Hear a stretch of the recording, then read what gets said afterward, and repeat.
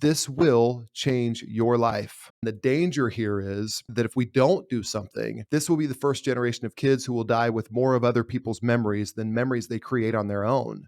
So many of us know we need to spend less time with our phones, less time on our screens and doom scrolling, and we need to be more present with our lives, with living our real lives, being present with the people around us, being present with ourselves, even. And yet, it is so hard. There's so many factors just pulling us the opposite direction and giving us phantom vibrations in our pockets, things like that. So, if you're feeling this way at all, you are not alone. You're not crazy because I go through that myself. I know so many other people do as well. And we're going to talk about that today about why we all feel this way, what's contributing to that, and also what is it doing to us beyond what we can see, not just mentally, not just emotionally, but also spiritually, relationally, and all the ways that are all integrated, all connected together. We're going to talk about that as well as practical ways that we can overcome this and actually see real change in our lives so that we can be fully focused and present and actually pursue the things that God wants us to pursue rather than wasting so much time on our phones away from being present, away from being connected with ourselves and God and others. So let's dive in.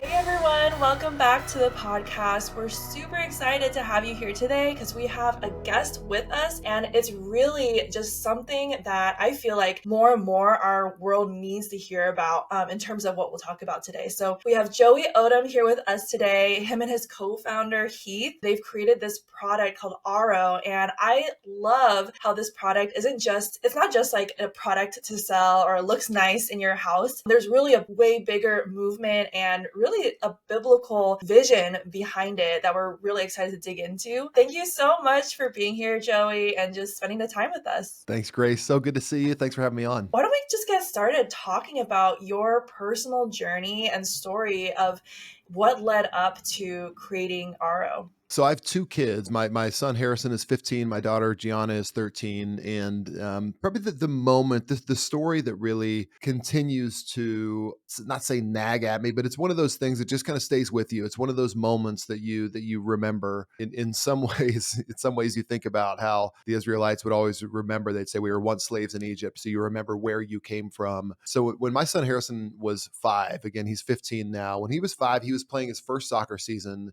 He's the sweetest kid. He's the greatest kid, but he was just learning soccer and everybody had scored a goal on the team except for Harrison. So we're there on another Saturday afternoon, and but this Saturday afternoon was different. It had this little magical moment that arose, and I almost think when I think back on the story, Grace, I think it's almost like I remember it in slow motion. Harrison and the ball and the goal, cue the dramatic music, and Harrison rears back his leg. He kicks the ball, goes into the back of the net, and the crowd goes wild because they knew that he's the last kid to score a goal on the team. His coach lifts him up, and it's this really beautiful moment. And what does a 5-year-old boy do? Of course, when he scores this goal, like he and I have this great magical moment of connection, right? Our eyes lock, and he sees the pride on my face, and it's this amazing moment. Except for the fact that I didn't make eye contact with him, he didn't see the pride on my face. In fact, I didn't see the goal at all because I was looking down at my phone, and I think I joke with my wife. I think I still have a bruise on my rib from her elbow, telling me that Harrison had just scored a goal and I missed it. Now, the good thing about that is that Harrison claims he doesn't remember that, so that's good. But maybe it's just his body, blocking it out. Who knows? But that moment right there it wasn't the only moment that something like that had happened, that I had missed a moment on my phone. It wouldn't be the last moment, but it's one that I think back on a bunch, kind of as a microcosm of just noticing something was wrong. Something was off. When your kids are born, you have these high aspirations of how great of a parent you're going to be, and how, when you get married, you have these aspirations. I'm going to be the best spouse ever. But something had gotten in the way of that. I had allowed to get in the way of that. And that was my phone with me all the time and distracting me from the things that I would claim were most important to me. It was really that's the moment I go back to a bunch. And I just don't want other dads to tell that same story. I don't want other moms to tell the same story. And Heath Wilson and we met at a church small group in Atlanta probably a decade ago. He had successfully sold his business, and 45 days into retirement, he called me and said, "Hey, I got this idea that we should talk about." And he didn't know any of this. He didn't know this background, that this is a struggle for me as well. What he did know is that he had been part of a couple mentoring groups, and every other guy in there was struggling with the exact same thing. This is the thing that's getting in the way of my best intentions. So that was about 4.5 years ago. And it began as this effort for us to work on this for our own families. And Heath says it, and I love how he says it. He says, I just wanted to be better for my family, and I wanted my family to be better. It's the same for me. So we set out on this goal. How can we not go change the world, but how can we go change our families? How can we be better? And then if we can be better, maybe there's some hope for some other people. So that's the journey we've been on for the last 4 years in trying to make sure, again, that other dads, other moms don't have to tell those same stories. That is so powerful. I mean, I think everybody can relate to that Yeah. on some level of missing a big moment or feeling like you're with people in a room, but you're not really with them. You're not really Mm, present. And I know even from myself and Alex, like we talk about this a lot in marriage, like to have device off time or unplugged time to make sure yeah. like we're with each other, we're connecting, we're engaged instead of just like being across from each other on our phones at a dinner Yeah. table, you know? And so I feel like this is something a lot of people, especially in this age where it's so normalized to carry your phone, Right. to wear devices now, it's like wearable now, you're just always on. On a broader level, let's talk more about devices and the impact that these devices are having on us. Because I think all of us kind of know to an extent, like, oh yeah, it could be distracting, it could be, you know, noisy, but what are some of your insights that you found devices having on our well-being or our relationships, maybe on a level that people don't really realize? You said something that's very true, is that it's just normalized. I believe we have a generation of kids behind us right now that they don't actually know what it's really like to connect once they hit a certain level. Like they don't even know that that's a possible thing. Now, what's interesting about it, and we think about, and there's so many stats on the value, the power of eye contact, especially for infants, especially when they're young. That eye contact, that connection, it's a hugely formative thing. We have this natural need. Think about a child. A child has such a natural need for connection, and we insert this unnatural device in between the two of us, between us and the kids. And when our kids are young, Grace, I think they're not okay with that. They're actually mad at it. And I think we've observed this a ton, is that the younger kids, and I think anybody with kids can relate to this, is just this, mommy, you're on your phone too much. Daddy, put down your phone. Mommy, watch me. Daddy, watch me. All those cries, they're actually telling us to our faces, put that thing down. Like, I don't like that thing. That's getting in the way of my connection with you. And so here's what's great about that. When our kids are young, they assume that they're valuable. When our kids are young, they're not weathered down yet. They just assume, like, I'm more valuable than that stupid thing in your hand. I say stupid. Our phones are not stupid, but our kids say, wait a second, I'm more valuable than that. In other words, they've not yet been conditioned to believe that our phones are more important than they are. And as parents, when we really need to be scared, when we really need to be nervous, is when our kids stop asking us to look at them, when our kids stop saying, put down your phone, because here's what's happening at that point. They believe, maybe I'm not as important. They've been conditioned to believe they're not as important, and they don't care that you're paying attention to them anymore. I want my kids to want my attention. I want my kids to know that they're the most important thing. And so that's one, is it's killing that relationship with our kids. It's also killing a relationship in our marriages. Our marriages are, the Gottman Institute put out a study recently,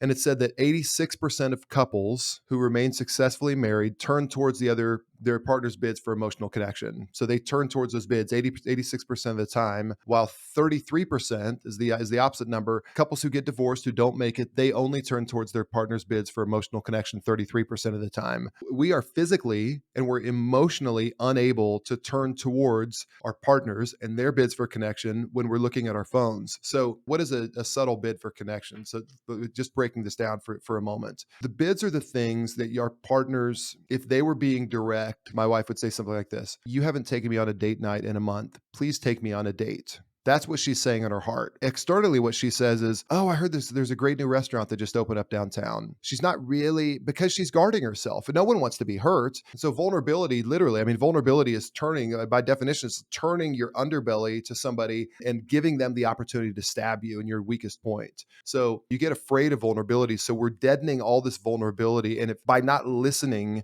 by not noticing, by not turning towards, that's killing our marriages. And the interesting thing too is we know all this. Like, we feel all of this. Like we know this. And the thing that's really important to know, even if we know it, even if we feel it, what we have to really do is recognize how high the stakes are here. And with respect to our kids right now on devices, they're on Instagram, they're on TikTok, they're viewing a bunch of other people's memories. And the danger here is that if we don't do something, this will be the first generation of kids who will die with more of other people's memories than memories they create on their own. That's devastating. I don't want that. I want my kids to create their own memories. I want them to create their own adventures. I don't want them to vicariously live through other people who they'll never meet, they'll never hug, they'll never kiss. I want them to go do that on their own. So the stakes are high. And I think all of us know this is not an over dramatization. If you're honest with yourself for a moment, this is not a dramatization. This is very, very true. This is very real. We all feel it. We all know it. Yet I think we're overwhelmed by it and might even believe this kind of culture now. There's nothing I can really do about it, which we completely disagree with. One thing that really stood out that you when you were talking about like this next generation, they are living in the lens of like Yeah. social media and what they're seeing. And actually it made me realize like us, in the millennials and maybe like older Gen Z generation, we don't really know what that feels like because our generation above us didn't have these smartphones, didn't So have true. devices when we grew up. So if we're not really cognizant of this, it's so easy for us to just pass down these habits that we've adopted during our lifetime and pass it on, like just like you said, make our kids, make our families, even friendships and people around us feel disconnected or like we are not really paying attention to them. And as you're talking about emotional bits, I was just thinking, even like myself, of many times I've been guilty of that, where maybe I've been checking messages or text, and then my husband says, makes a comment. I can't multitask, right? So I'm like looking at my screen, I hear what he's saying, but it takes me like 2 minutes to fully catch up and Yeah. understand, oh, what was he saying? Oh, let me respond. And he's like, that was so delayed. And he does that too. So we're well aware of it. But I think when we're not aware, that's where the danger is, because then we Yeah. just fall into these patterns without even knowing we need to fight back against that. And just like anything, like devices are powerful in a good way, but just like anything, Yeah. money, work, technology, all of it can be used for good and bad. And it's up to us, really, I feel like, as if we want to live with faith and with intention, to make sure we're not letting things control us, but we actually have dominion, just like what God Mm. gave us to have dominion over these things. So I'm curious, like for you, as you were talking about, a lot of people feel like, oh, it's like almost hopeless. Like this is just how society is. This is how culture is. How could we live any differently? What is your perspective on that? Like, how do we combat that victim mentality, I guess? I think one way is we need to be aware of the language we're using around it. Words are so very, very important. And I think there's one side of it is just like fully wholesale accepting this is how things are, which I reject. And I think we should all reject. And I think one way that we do that in a very, very subtle way is when people talk about their phones, they say, oh, I'm so addicted to my phone. And just kind of, oh, I'm so addicted to my phone, which is funny. I've been thinking about this lately and kind of laughing internally about it. If I were a full blown alcoholic, I wouldn't just casually like joke, oh man, I'm such a deadbeat dad, always drinking, fell asleep on the lawn again last night. It's like you wouldn't make light of something that serious. But with our phones, we kind of say it, we make light of it. I think that with the exception of a very small portion of us, let's call it 1%, maybe even less than that, even though cell phones and our smartphone, our usage, there are addictive characteristics to it, the dopamine release and all the stuff that happens chemically, we are not addicted to our phones. This is backed up by Dr. Maxi Heitmeyer, London School of Economics, talks about this phenomenon with taking away your phone. It doesn't share the characteristics of addiction. You don't break out in cold sweats. Your body doesn't crave. Again, there is a small portion of people that this does happen, but most of us, we don't exhibit the withdrawal symptoms that are characteristic of addiction. And here's why this is important, because when we say addiction, when someone's actually addicted to something, they do two things. One, they completely abstain from the thing that they're addicted from. If I'm an alcoholic, I don't dial it back to a drink a day. I have to quit. In fact, alcoholics, they will say 50 years later, the 50 years after their last drink, they'll still say, I'm an alcoholic. And here's why they say it. That's a second reason, is because they admit their powerlessness over it. They're saying, I'm completely powerless over this thing. And that's important too. When we're talking about our phones, we love our phones. I think it does great things. I FaceTime with family members across the country on it. It's awesome. And friends, it adds so much to our lives. So in no way are we saying you need to abstain from your smartphones. I don't think that's practical. The other thing we're saying is you are not powerless. Instead of calling it an addiction, what if we just refer to it as a habit. Because what happens when you say a habit? Well, I can do something about that. Habit is something that I learned. I can learn a different habit. I can replace it with something else. And so our habit begins to say, here's the agency we have over it. Now, people may be on a different continuum of the lengths to which they must go in order to control that habit. But the habit, there's some really good science around habit formation and breaking habits that need to be replaced with better habits. You have to replace a habit instead of just eliminate a habit. So I think the words that we talk about it to your original question, the words are so important. And let's say, even if someone's listening and they slightly disagree, no, no, no, my son's addicted to the phone. I'm addicted to my phone. Okay, fine. But what if you use that word just a little bit and acknowledge your agency over it? And then say to yourself, I don't have to get rid of this. I just need to form better habits around how I use this. That reminds me how we're self-fulfilling prophecies, right? Like what we So, believe, right. we become. And so if we believe I'm just powerless, like this is just how it is, we're not going to do anything to change it because we don't believe it's possible. You're so right. Like when we actually recognize like this is not normal, I have agency, I have autonomy, that's what empowers us to then make the changes. You know, when you talk about habit formation, is that kind of why you guys decided on the model that you did for RO, like in terms of having the device and the app? Well, Heath had this idea that what if we just, and it's going to sound as silly as you could possibly sound, what if we put our phones in a box?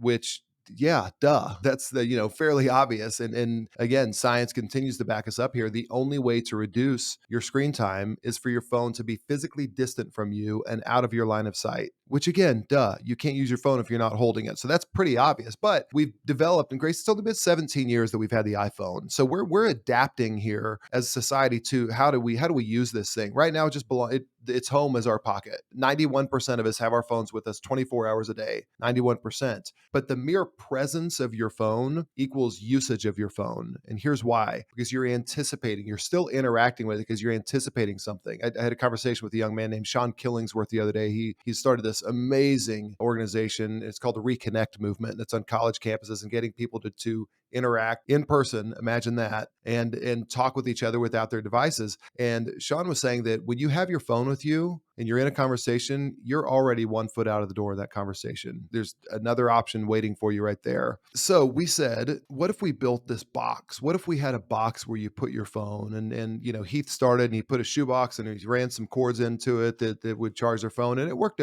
And he had a journal with it where he would jot down the things that he did, and that worked okay. It worked well when he was away from his phone, but there was a real friction around, oh yeah, I forgot to put my phone in the box. Or when you take your phone out of the box, there's no real reward that, didn't really, like, what did you do? There's nothing kind of reminding you, nudging you, but giving you pats on the back when you're done. So okay, well, what if we had an app that reminded you to put it away? What if we had and then what if it automatically quantified the time, the amount of time that you're away from your phone? We're all used to screen time. Screen time tells us how much time we've been on our phone. What if instead we looked at the positive side of it and said, here's how much time I was away from my phone? So we built we had Bluetooth beacons, and we kind of built this, decent, a cigar box looking thing where you'd put your phone, and we were amazed when people were beta testing this. They said a couple things. Well, it said one thing on the front end. We'd say, well, what do you want to do away from your phone? Number one thing was read more. I want to read more. People have these great intentions for themselves and are not reading more. I want to spend more time with family. It's amazing. And then when people would spend time away from their phone, they'd take the phone out of the box and it would say, hey, you spent 42 minutes away from your phone. And the number one thing people described was a feeling of pride. Oh, I feel really good about it. And you know what happens when you feel good about something?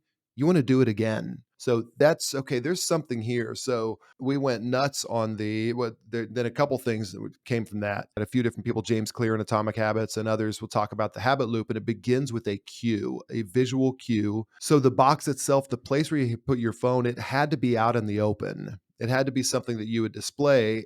And people will always say, well, why can't I just put it in a shoebox? Go ahead and do that. But my wife will not let me put my Nike boxes out on the kitchen counter. She just won't, right? So it has to be beautiful. It has to be wife approved. It has to be something you're kind of proud of, because it's more than just an invitation to put your phone down. It's actually a symbol of who you aspire to be. And you said it earlier, we become more like the people we view ourselves to be. If I say I'm present, I'm going to become more present just by saying that. So this box in your home represents who you aspire to be and who you're becoming. But the app itself also has to have the cue itself to remind you. So whenever I put my phone in RO right now, my wife and my kids both get notifications that say, Dad just started an RO session, and basically saying, would you like to join him? Would you like to put your phone in too? And so it becomes a little bit of a group activity. Then all of that leads to, when you put that cue, whether it's through the app or through the box, it leads into the routine of physically putting down your phone. And the key thing there is, when you put your phone in the box, it's an automatic connection. So you don't have to tag anything. You don't have that automatic connection. That's a big deal, because any level of friction in doing so, in building a habit like this, is catastrophic. So we have to remove all friction, and then it automatically connects, automatically starts quantifying the time. So you go cue, routine, and then reward. That's the crescendo. And I referenced it a second ago. The reward is within the app. It's gamifying. Hey, you have a 12-day streak away from your phone, or a 120-day streak, or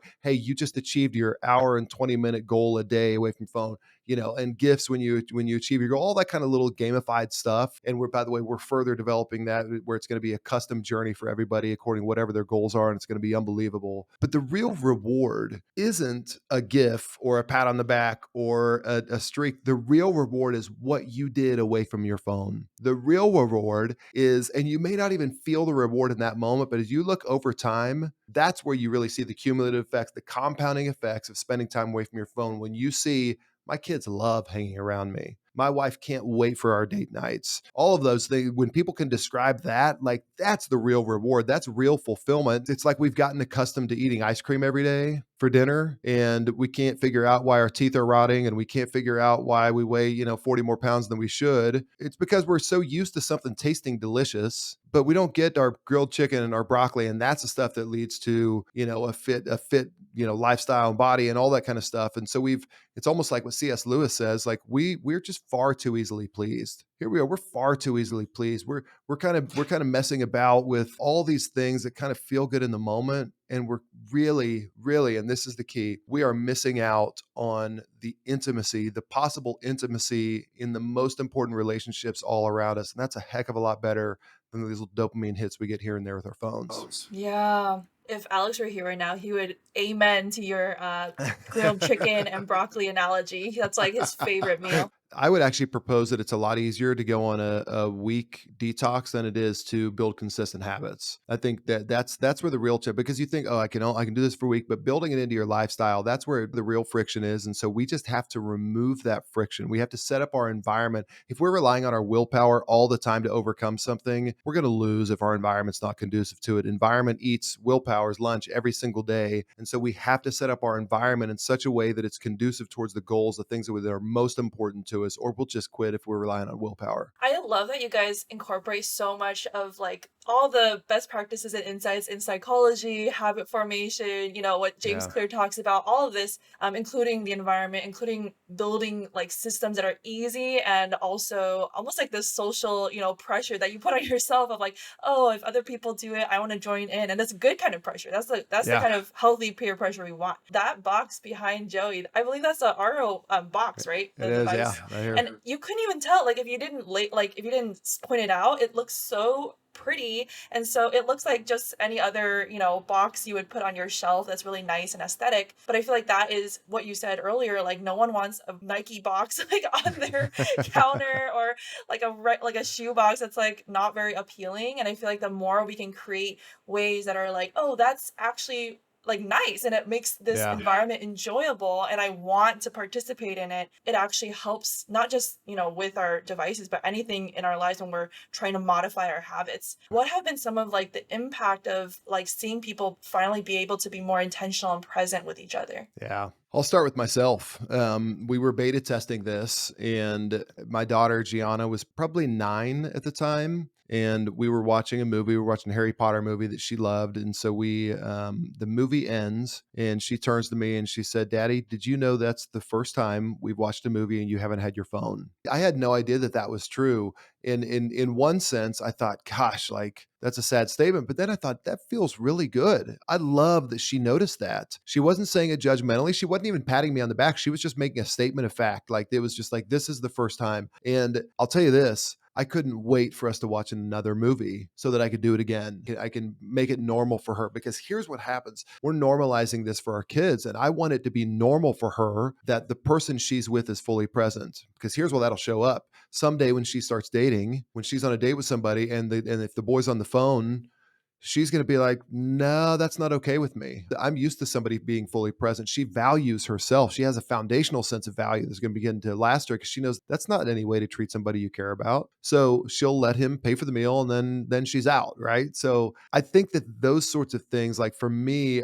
it's you begin to recognize not only did that feel good in the moment, but you begin to recognize, okay, here's things that here are things that are going into them very deeply. That whatever we're normalizing. So we hear other stories. We heard the story from a guy named Sam in Chico, California. Sam had just gotten our Zorro box. He goes the next morning. He goes downstairs, and his son Julian, 8 years old, is having breakfast at the counter. And this would be the time that normally Sam would scroll on his phone, catch up on the news. But he just got in his Zorro box. So he figured he'd try it out. Drops his phone in there, and he emailed me and told me about this. He said that the next 17 minutes with Julian changed his life, which you just think, gosh, man, that's amazing. They must have talked about something. Julian must have really opened up about something, or they must have had this amazing connection. No, no, no. You know what they talked about? They talked about sharks, and they also talked about how things get invented, and that was it. But Sam had this moment. He went and took his phone out of the R box. He tapped it. He tapped on there. 17 minutes with Julian, and he had this realization: what if I did this every day? Julian's 8, but 90% of the time we spend with our kids happens by the time they are 18 years old. So he's got 10 more years with them. What if he spent 17 minutes? That's it, a day with Julian. The compounding effects that would have, because one day when he's 8, it's sharks. But how about when he's 16? Maybe that's he's getting bullied at school. He wants to talk to dad about, or he likes a girl and he doesn't know what to do, or he's really struggling with kind of self worth and self confidence. Those times, normalizing those times of connection. Quality time only comes from quantity time. That comes from a friend of ours named Billy Phoenix. Quality time only comes from quantity time. You can't plan out this magical conversation. You can just be there. You can just be present, right? So I think like when you even think about it in biblical terms, like God is God with us, right?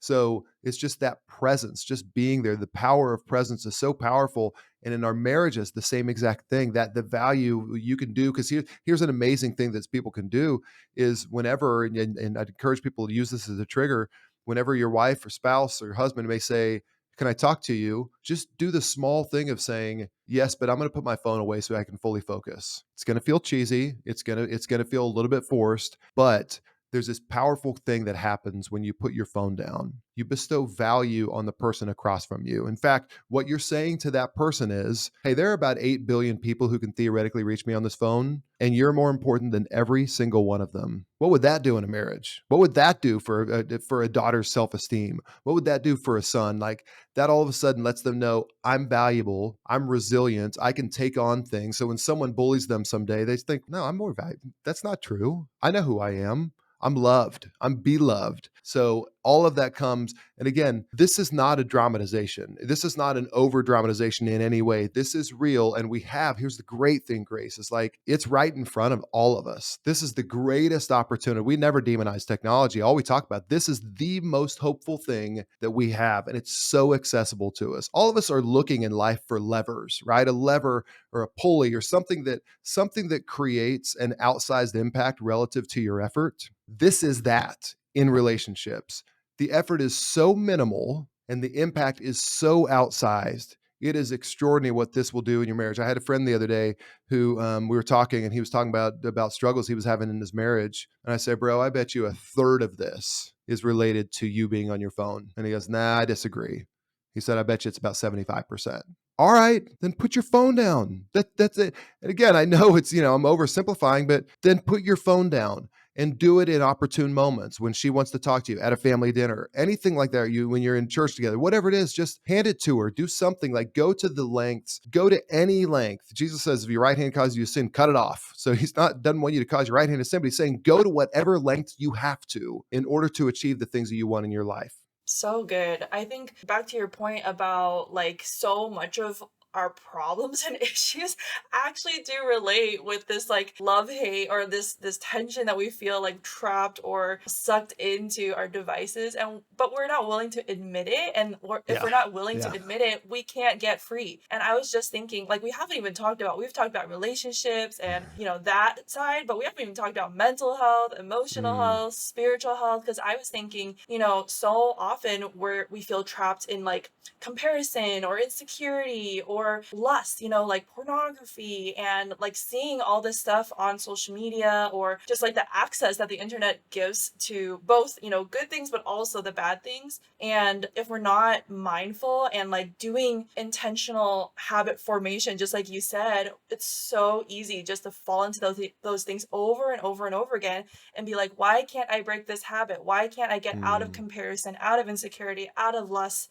Those are just three of many things that I feel yeah. like, can totally be a very valid struggle if we are not careful. I love that you talked about like Jesus said to cut off your hand if it's making you sin, because that's literally what he said. Sometimes people are like, oh, he's like making a metaphor, like it's an exaggeration, but it's like, think about what he's saying. He's literally saying anything that's causing you to sin, like cut it out, like resist it, flee from it. What other insights did you get in terms of how your faith and what you're building in terms of RO and just all the insights you're getting about devices? Like, how does that all coincide, if that makes sense? Like, how does your faith Yeah. inform that? Well, it's such a bedrock. I mean, that's one piece of it is that it's such a bedrock, and I think Saint Irenaeus says the glory of God is man fully alive, and I believe that the greatest thing that the greatest weapon that can come against this is not necessarily this overt temptation into these horrendous things.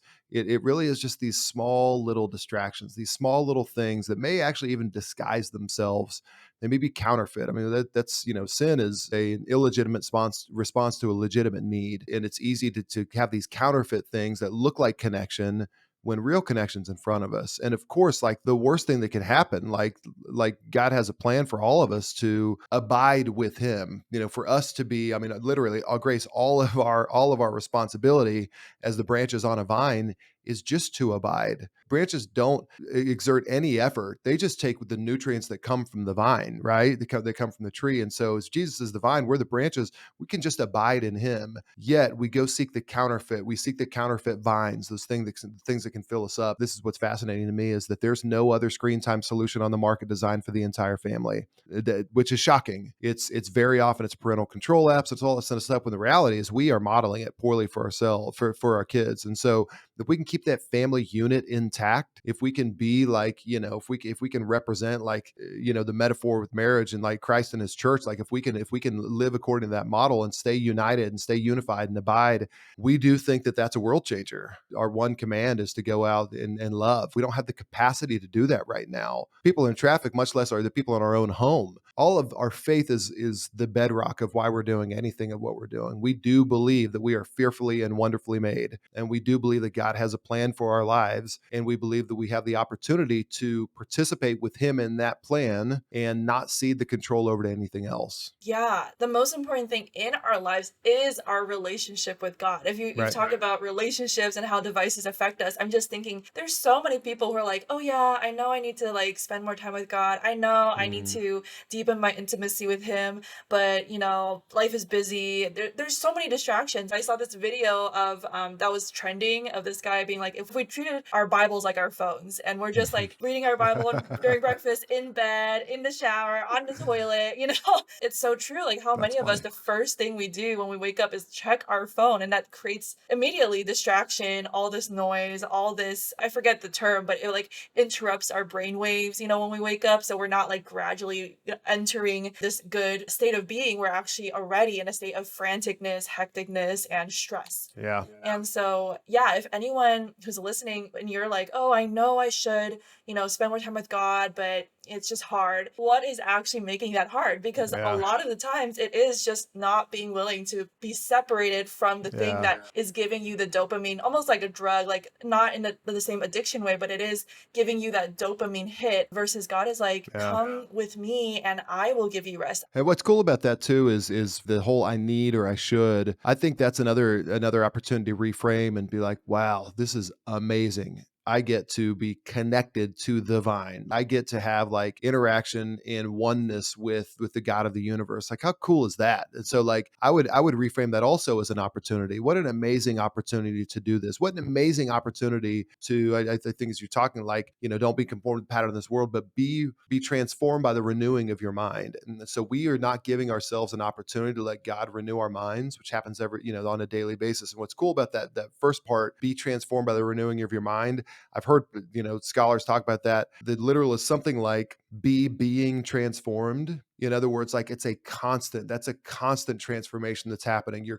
And that's how we look at this is you're not going to get improved. You're not going to be 100% better on day one. You may not be 100% better on day 10,001, but you're building up a muscle. You are being transformed all along the way. You're building up strength. And that's the great thing. And then we have the opportunity to do it again. And here's what's cool is we have a fresh batch of grace in the morning every single day. We got new manna, right? It's coming at us again. And so we can continue our transformation process and continue to build up, looking at God, rejoicing in our weakness, celebrating our weakness, because in our weakness, God's made strong, right? And so we can rejoice in that and just lean on his strength and do our part. And in the process, we're continuing to be transformed. We're continuing to be redeemed. Yes, so well said. We think that it's all on us, like our own Yeah. willpower, but it's like actually a partnership with the Holy Spirit to transform us from the inside out, of course, but also we also do the work too. We're like both doing the Yeah. heavy lifting. Faith without works is dead. We got to do the works. Right. You know, this product and what you guys have built, and just like you said, there's no solution like this from what I've seen, what I've come across. And phones nowadays, they have like that screen time thing, but like Yeah. who actually looks at that? Because it usually just makes you feel bad about your Right. screen Exactly. time. Like I know I don't look at it. And so the way that you guys have like gamified it and made it like a rewarding system, it's just like in people's favor to Yeah. participate. And if people really want to be present and have their relationships, their mental, emotional, spiritual health flourish, whether relationships with other people or themselves or with God, it's like do anything that it takes to do it. I'm actually like curious if you yourself, despite having this product, like have you ever felt like, oh, I'm still tempted to, check my phones when it is on me, or kind of talk about that struggle. Is it ongoing, or do you feel like you have no like temptation at all to be on your phone or not be present with people? No, I've totally mastered it, and I never break eye contact in any. No, I'm kidding. It's this is here's the great thing, and this is interesting, Grace, and this actually proves out the science. When my phone is with me, it's hard for me to focus.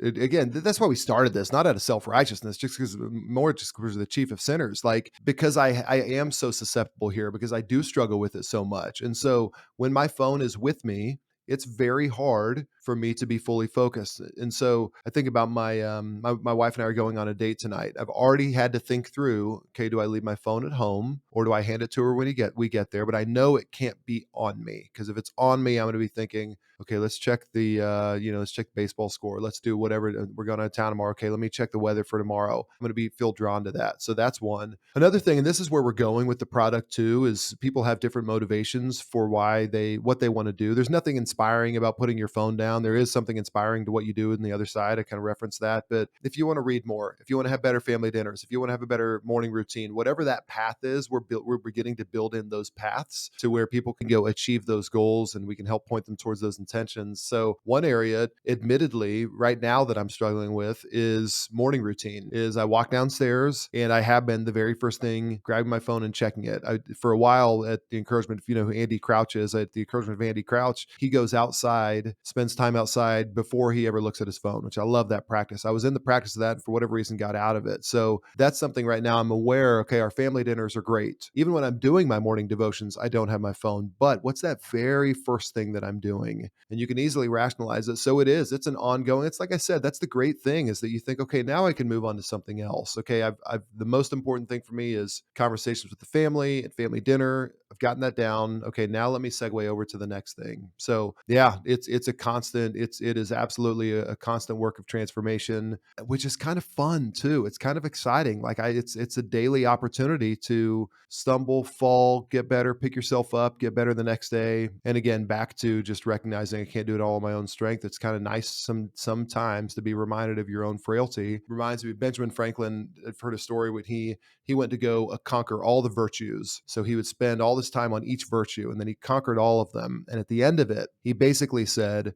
I realized after I'd conquered all the virtues that pride replaced all of them 10 times more intensely. So you start getting, you achieve something yourself, then you get proud of yourself, and pride's even worse than all of them. So this constant having to work on something is a very good thing to have. So short answer to your question is Absolutely. That's still something that I'm dealing with. That's why I need an external force for me to put my phone, need an external place for me to put my phone. That's why I need a system, why I need to remain cognizant of it, because it's very easy to slip back into those because it's so alluring. And it's also like culture, like everyone's doing it, so it's so Yep. easy for us to fall back into that. And it just reminds me that's just how life is with God, of like we have to constantly be vigilant about what are we letting in to our habits, our, our behaviors, our mental and emotional patterns, and how do we constantly like daily choose to surrender Yeah. and daily recognize our weaknesses so that we can receive the help that we need. I think a lot of this actually like reminds me honestly of my own struggle with like food, like especially in the past, where I remember my first ever, because I had tried different diets, like,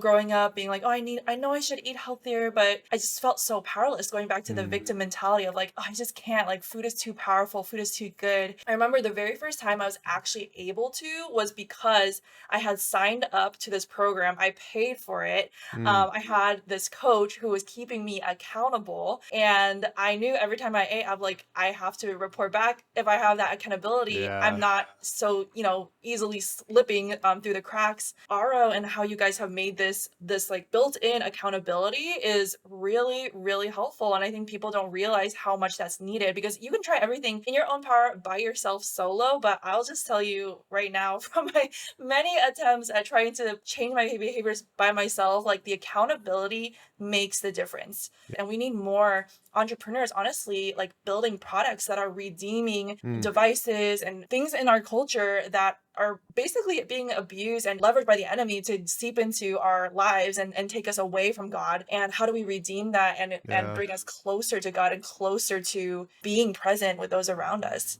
Yeah, I couldn't agree more. Redeem is a great word. We're part of the Praxis Network. If you're familiar with the Praxis Network, and that's all about redemptive entrepreneurship. How can we redeem things? And being ethical is not enough. We need to be ethical and then go beyond, help redeem things in people's lives. So we're big subscribers on the concept of redemption. Yes, I love Praxis as well. I was part of their program, so that was really Nice. eye-opening when I was like, "Oh, it's not just about being a good person, it's actually like reversing the culture Mm, to be kingdom culture." And so, yeah, yeah, that's a whole nother topic. But before we wrap up, I wanted to ask, like, if you were to leave our listeners with one big, preferably practical, but any takeaway, yeah. in terms of, what we've talked about, what would you say to our listeners? This opportunity that we're talking about is one, it's the greatest opportunity any of us has. And if you're in a relationship, any relationship, this is the greatest opportunity you have relationally right now. It's the most hopeful opportunity you have in any relationship because the answer is accessible to you right now. So I want anybody listening, I want you to establish a practice today. Don't put it off till tomorrow.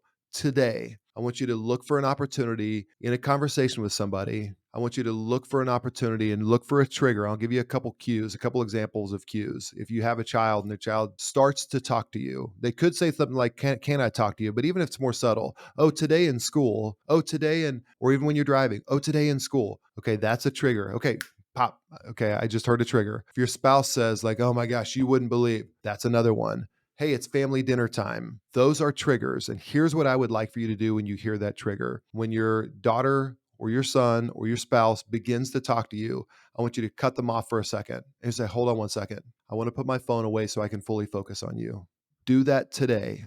And then once you do it today, then do it tomorrow. Then once you've done that, then do it the next day and do it every day and look for those opportunities and say it. Say to them why you're doing it. I said it earlier, it's going to feel a little awkward. It's going to feel a little bit forced. They may think you're being a weirdo. Your spouse may look at you a little bit skeptically, but I'm telling you, that's a deposit in that relationship. A deposit, a deposit, a deposit. If you put $1 in your bank every single day, all of a sudden, a few years later, $10, you have a pretty big bank account. So start to fill that up every day. So look for that. This is a game. This is a challenge. Don't tell if they say, well, why do you do that? Like, oh, I just like talking to you, whatever that may be. So make a display out of it. I will tell you, your spouse again may look skeptically. I may think you're looking towards something else, but the entire goal there is just to connect with them. Just see what happens. This will, and I'm again, Everybody thinks I may have been a little over dramatic here. This will change your life. That practice will change your life. In your marriage, it will change your marriage. With your kids, it will change your kids. If your kids are young, oh my gosh, here's what's amazing. If your 2-year-old starts talking to you, say, "Oh, I want to talk to you. Oh, Daddy, will you play with me? Here's what you do. Yes, here's my phone. Will you go put it in the other room for me?" Have your kids do that. That's next level stuff, saying like, "I'm fully locked in with you. This is the best gift you can give." And again, I want everybody to do it today and then do it tomorrow. Again, that cumulative effect, the compounding effect will continue on as you do it with consistency every single day. It doesn't have to be a detox. It doesn't have to be 5 hours. Let's listen to Sam in Chico, California. Let's make it 17 minutes. How about that? So let me simplify all that. 17 minutes a day. Today, tomorrow, the next day. 17 minutes, and tell the person across the phone from you saying, I'm fully here with you right now. So good. Yeah, it's the small things and it builds up Yeah. over time. Sometimes we make it so daunting, like it has to change overnight, but it's like start where you are, start small and just be consistent, choose into it. And the Mm, more you choose into it, the more, just like you said, it's like empowering because you're proud of yeah. yourself that you did it. It's creating more positive results over time. And thank you so much, Joey, for spending the time sharing with us. This is really inspiring, even for myself. Me and Alex have our date night today as well. So I'm definitely taking this stuff with me I love it. to our date night. And yeah, if anyone wants to learn more about Aro, where can they go? Yeah, I would say two things. One, if you're on Instagram, follow us on Instagram at GoRO Now, at GoRO Now. Then our website is goaro.com, GOARO.com. Thanks so much for tuning into this episode. We really hope that it spoke to you and just gave you more vision and ideas for how you can actually be more present and just unplugged and not scrolling your life away on your phones. It's so easy for us to almost treat our devices like an extra limb. But even Jesus tells us, if your hand or your foot is causing you to sin, cut it off. And sin doesn't necessarily mean, fall into temptation or whatever. It's just anything that's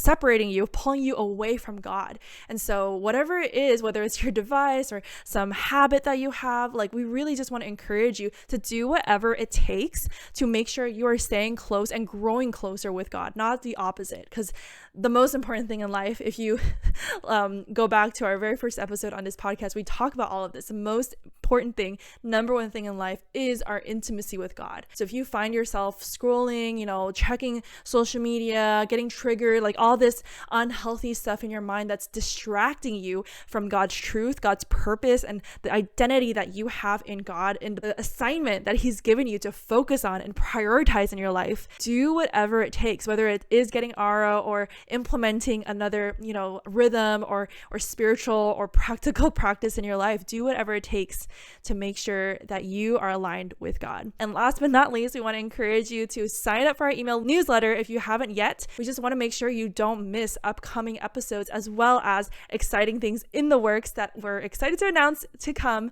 So yeah, thanks again for joining and we will see you again next week. Bye.